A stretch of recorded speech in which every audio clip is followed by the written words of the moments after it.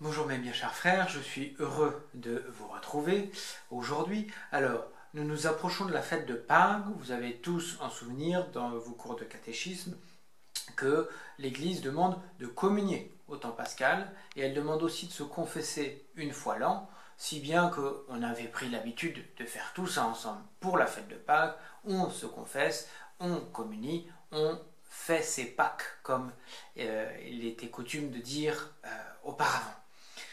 Alors, comment allons-nous faire en ce temps de confinement où la communion n'est pas possible et où la confession non plus n'est pas possible? Alors, on a déjà parlé de la communion spirituelle. Pour la confession, c'est pareil. La confession sacramentelle n'est pas possible puisque nous sommes chacun confinés chez nous et il n'est pas possible de se confesser par Skype ou par téléphone. Le sacrement est un signe sensible institué par Jésus-Christ. Donc il faut qu'il y ait ce contact direct entre le prêtre qui va donner le sacrement et le fidèle qui reçoit ce sacrement. Le prêtre ne peut pas prononcer par exemple les paroles du corps du Christ via le téléphone.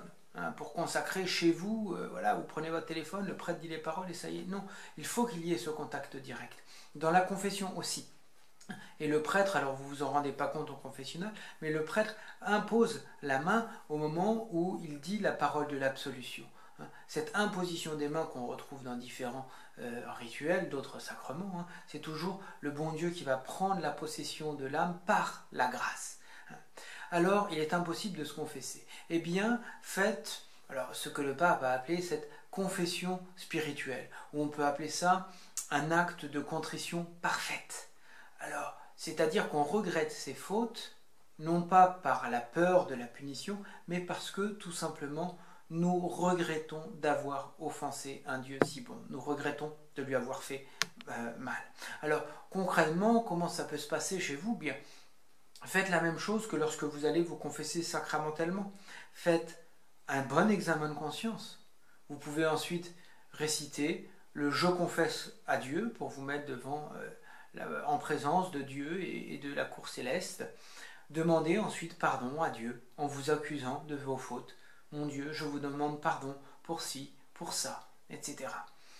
Ensuite, dites de tout votre cœur l'acte de contrition. C'est une prière magnifique et prenez peut-être le temps de le redécouvrir en pesant chacun des mots que vous dites. Mon Dieu, j'ai un très grand regret de vous avoir offensé.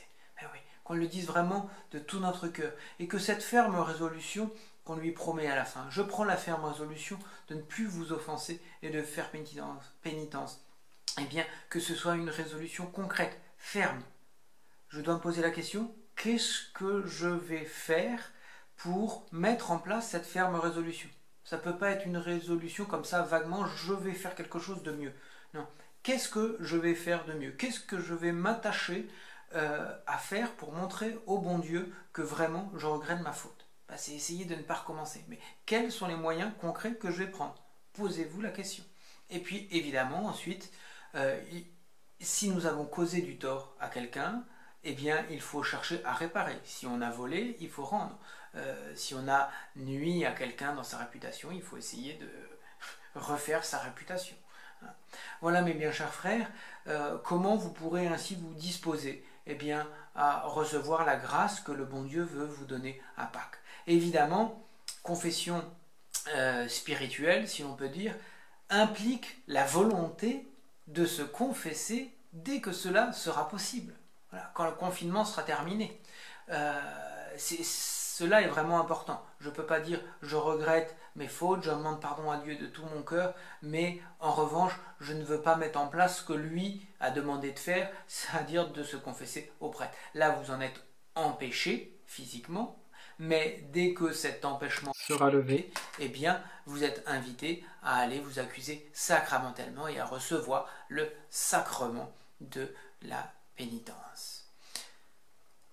Et bien sûr, ces bonnes paroles, je vous dis à demain, passez une bonne journée et restons bien unis dans la prière. Bonne journée.